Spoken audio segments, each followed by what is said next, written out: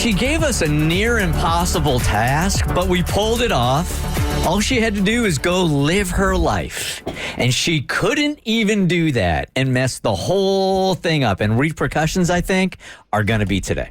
Yeah, our Bert Show listener, Annie, she wanted our help breaking up with her toxic friend. And this friend, treats servers poorly, isn't kind to other people, gossips a lot. But they share mutual friends. And because of this, she still wanted to attend that toxic friend's party to see her other friends, which Kristen initially talked her out of. We helped her tell this friend she needed some space, and the friend took it well. But of course, Annie did not take our advice, and she went to the toxic friend's birthday party anyway because of her FOMO. Annie then started questioning if she was the problem or not, because everyone is loves this toxic friend and was celebrating her. So Annie then considered giving her friend the benefit of the doubt, and that's where we left it. All right, so we did our part. We thought this texting tutor was going to be really ugly. We thought the friend was going to just take chunks out of her emotionally, but it all turned out to be okay. So all she had to do was avoid this woman is what Cassie is saying, and she couldn't even do that. So where are we now? I got an email from the alleged toxic friend. How'd she find out about the whole thing? She's a Bert Show listener. Ooh, plot twist. Brace yourselves. Kristen, I felt most comfortable sending this to you since you were kind enough to call out my quote-unquote friend for her toxic behavior of using my birthday to hang out with our mutual friends, which funnily is exactly what she ended up doing. But I guarantee you that won't be happening again.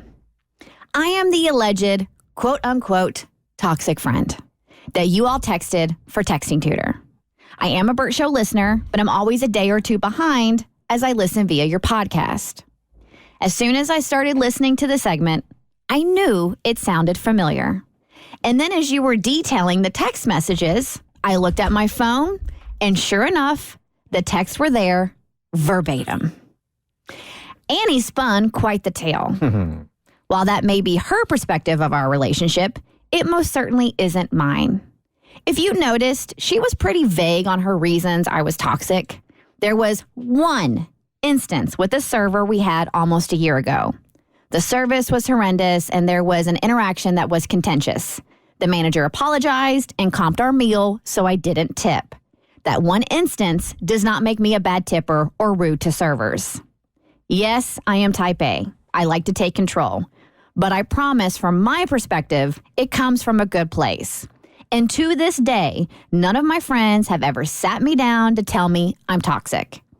They accept me for my positives and negatives. None of us are perfect, including Annie. I was so excited to see her at my birthday party. I was genuinely concerned for her, so to see her there put my heart at ease. Now, having listened to your texting tutor segment, not only is Annie toxic, she is fake. And if there's one thing I can't stand, is a fake friend. I'd rather be friends with someone who is overbearing rather than fake.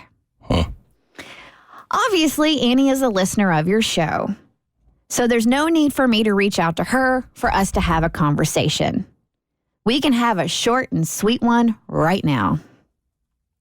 Annie, a true friend would never do what you did. I feel used and manipulated. If you had a problem with me, you should have talked to me. Hard conversations are a necessity of life. Since you utilized the Bert Show to break up with me, I'm going to give you the same courtesy. This is me matching energies. I don't see how our friendship can move forward. I wish you well, but I have no desire for you to be a part of my life anymore. Oh, damn. You can't break up with me. I'll break it up with you. I'm not mad at it. Okay, so in a roundabout way, our job is completed. In a weird destiny kind of way. We can't take a dub on this. Yes, we Why can. We cannot take a dub on this. We absolutely. I mean, this is not about us, but this is what she wanted, right? She wanted the friendship done. Right. She wanted the friendship done. She thought it was toxic. We did our job. We completed our mission. She's the one that messed it up. Now the universe is taking over and saying, look, you put this in the world you really wanted out of your toxic relationship. Now you got it. Yeah, I think we take the win on this one. Full credit. Yep, 100%. It's done. Yes, It's man. a fork in that thing. Okay. That's what she wanted. I don't feel like a winner. You don't have to feel good about it to still be a winner. I mean, because if you're looking at it authentically, she didn't really want to be friends with this woman anymore. Correct. Right? Yeah. So she was only making excuses because she had FOMO. So let's fast forward to 3 or 4 months. The situation wasn't going to change. No. So she was going to feel like the friend was toxic and they were not going to be friends. So the universe did the work for us. That's it. I don't know if you can chalk this up to the universe. I think if we're going to take the dub, we get to take the full dub. I think we take full credit. for this one. Full dub. I say capital letters, bolded, italicized, the whole thing. 100%. Okay. Listen, it's The Bert Show.